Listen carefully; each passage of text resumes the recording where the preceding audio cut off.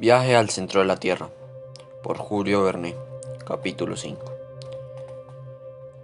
Apenas me dio tiempo de dejar otra vez sobre la mesa el malhadado documento. El profesor Lidenbrock parecía en extremo preocupado. Su pensamiento dominante no le abandonaba un momento. Había evidentemente escudriñado y analizado el asunto, poniendo en juego, durante su paseo, todos los recursos de su imaginación, y volvía dispuesto a ensayar alguna combinación nueva. En efecto, sentóse en su butaca y, con la pluma en la mano, empezó a escribir ciertas fórmulas que recordaban los cálculos algebraicos. Yo seguía con la mirada su mano temblorosa, sin perder ni uno solo de sus movimientos. ¿Qué resultado imprevisto iba a producirse de pronto? Me estremecía sin razón, porque una vez encontrada la verdadera, la única combinación, todas las investigaciones debían forzosamente resultar infructuosas. Trabajó durante 3 horas largas sin hablar, sin levantar la cabeza, borrando, volviendo a escribir, raspando, comenzando de nuevo 1000 veces. Bien sabía yo que, si lograba coordinar estas letras de suerte que ocupasen todas las posiciones relativas posibles, acabaría por encontrar la frase. Pero no ignoraba tampoco que con solo 20 letras se pueden formar 2 quinquillones, 432 cuatrillones, 902 trillones, 8176 millones, 640.000 combinaciones. Ahora bien, como el documento constaba de 132 letras, y el número que expresa el de frases distintas compuestas de 132 letras, tiene, por la parte más corta, 133 cifras, cantidad que no puede enunciarse ni aún concebirse siquiera. Tenía la seguridad de que, por este método, no resolvería el problema. Entretanto, el tiempo pasaba, la noche se echó encima y cesaron los ruidos de la calle. Mas mi tío, abismado por completo en su tarea, no veía ni entendía absolutamente nada. Ni aun siquiera a la buena Marta, que entreabrió la puerta y dijo: ¿Cenará esta noche el señor? Marta tuvo que marcharse sin obtener ninguna respuesta. Por lo que respecta a mí, después de resistir durante mucho tiempo, sentíme acometido por un sueño invencible y dormíme en un extremo del sofá, mientras mi tío proseguía sus complicados cálculos.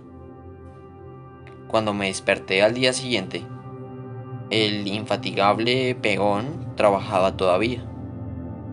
Sus ojos enrojecidos, su tez pálida, sus cabellos desordenados por sus dedos frégiles, sus pómulos amoratados delataban bien a las claras la lucha desesperada que contra lo imposible había sostenido, y las fatigas de espíritu y la contención cerebral que, durante muchas horas, había experimentado. Si he de decir la verdad, inspiróme compasión, a pesar de los numerosos motivos de queja que creía tener contra él. Sentíme conmovido. Hallábase el infeliz tan absorbido por su idea que ni de encolerizarse se acordaba. Todas sus fuerzas vivas hallábanse reconcentradas en un solo punto, y como no hallaban salida por su evacuatorio ordinario, era muy de temer que su extraordinaria extensión le hiciese estallar de un momento a otro. Yo podía con un solo gesto aflojar el férreo tornillo que le comprimía el cráneo. Una sola palabra había bastado, y no quise pronunciarla. Hallándome dotado de un corazón bondadoso, ¿por qué callaba en tales circunstancias? Callaba en su propio interés. No, no, repetía en mi interior, no hablaré. Le conozco muy bien. Se empeñaría en repetir la excursión sin que nadie, ni nadie, pudiese detenerle. Posee una imaginación ardorosa y, Por hacer lo que otros geólogos no han hecho, sería capaz de arriesgar su propia vida. Callaré. Por consiguiente, guardaré eternamente el secreto de que la casualidad me ha hecho dueño. Revelárselo a él sería ocasionarle la muerte. Que lo adivine si puede. No quiero el día de mañana tener que reprocharme el haber sido causa de su perdición. Una vez adoptada esta resolución, aguardé cruzada de brazos, pero no había contado con el incidente que hubo de sobrevenir algunas horas después. Cuando Marta trató de salir de casa para trasladarse al mercado, encontró la puerta cerrada y la llave no estaba en la cerradura. ¿Quién la había quitado? Evidentemente, mi tío al regresar la víspera de su precipitada excursión. ¿Lo había hecho por descuido o con deliberada intención? ¿Quería someternos a los rigores del hambre? Esto me parecía un poco fuerte. ¿Por qué razón habíamos de ser Marta y yo víctimas de una situación que no habíamos creado? Entonces me acordé de un precedente que me llenó de terror. Algunos años atrás, en la época en que trabajaba mi tío en su gran clasificación mineralógica, permaneció sin comer 48 horas y toda su familia tuvo que soportar esta dieta científica. Recuerdo que en aquella ocasión sufrí dolores de estómago que nada tenían de agradables para un joven dotado de un devorador apetito.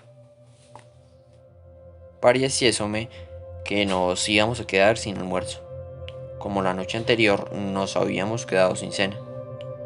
Sin embargo, me armé de valor y resolví no ceder ante las exigencias del hambre. Marta, en cambio, se lo tomó muy en serio y se desesperaba la pobre.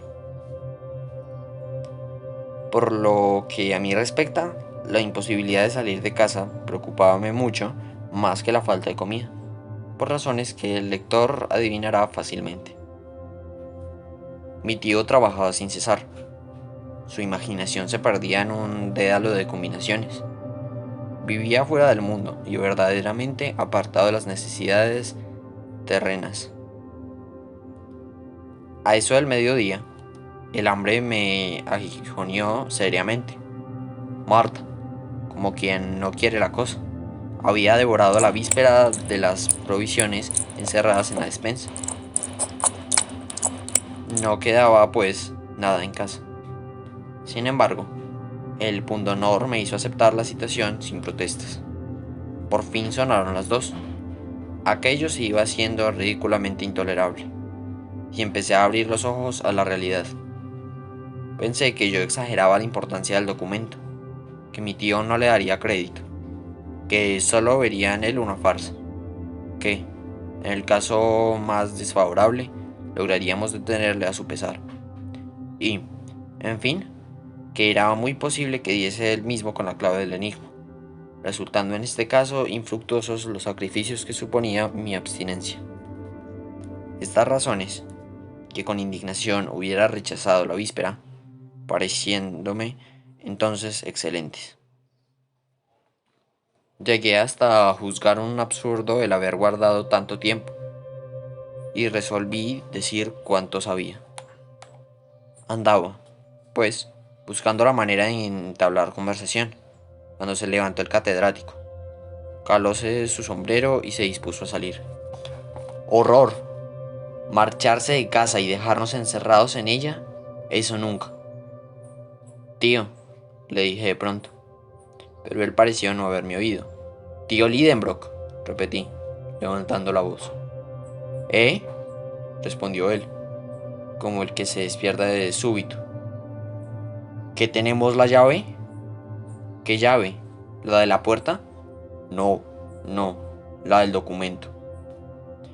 El profesor miróme por encima de las gafas y debió observar sin duda algo extraño en mi fisonomía, pues me asió energéticamente el brazo y, sin poder hablar, me interrogó con la mirada. Sin embargo, jamás pregunta alguna fue formulada en el mundo de un mundo tan expresivo. Yo movía la cabeza de arriba abajo.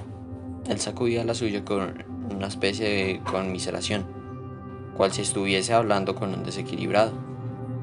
Yo, entonces, hice un gesto más afirmativo aún. Sus ojos brillaron con extraordinario fulgor y adoptó una actitud agresiva.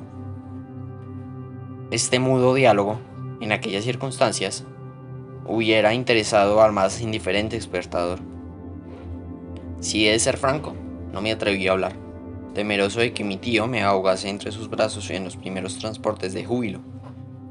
Pero me apremió de tal modo que tuvo que responderle. Sí, le dije. Esa clave, la casualidad ha querido... ¿Qué dices?, exclamó con indescriptible emoción. Tome, le dije, alargándole la hoja de papel por mí escrita. Lea usted.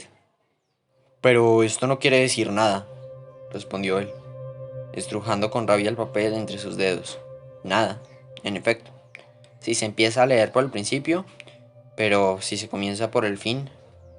No había terminado la frase cuando el profesor lanzó un grito. ¿Qué digo un grito? Un rugido. Una revelación acababa de hacerse en su cerebro. Estaba transfigurado. Ah, ingenioso Sagnussem, exclamó. ¿Con qué habías escrito tu frase al revés? Y cogiendo la hoja de papel, leyó todo el documento, con la vista turbada y la voz enronquecida de emoción. Subiendo desde la última letra se hallaba la primera. Se hallaba concebido en estos términos: In Sneffels joculis craterem quem delibat, umbra scartaris juli intra calendas descent, audas viator et terrestre centrum atinges. Quod feci, arnes sagnussem.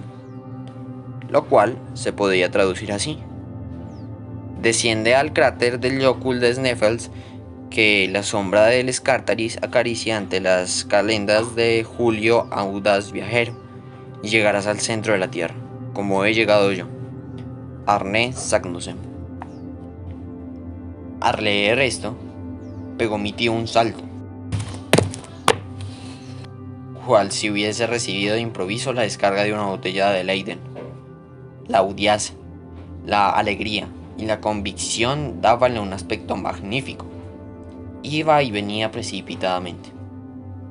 Oprimíase la cabeza entre las manos, echaba a rodar las sillas, amontonaba los libros, tiraba por alto, aunque en él parecía increíble, sus inestimables geodas, repartía a diestro y siniestro patadas y puñetazos.